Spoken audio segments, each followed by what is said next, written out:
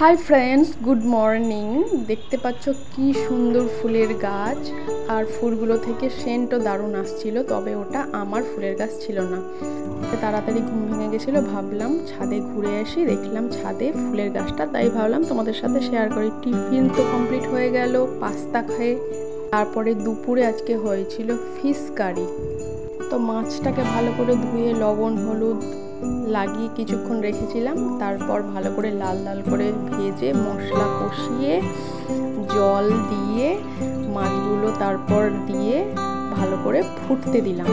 ফুটছে ততক্ষণ আমি ভাবলাম করলাগুলো কেটে নিই, কারণ করলা খাওয়া হয় না, শুকিয়ে ফেলা যায়।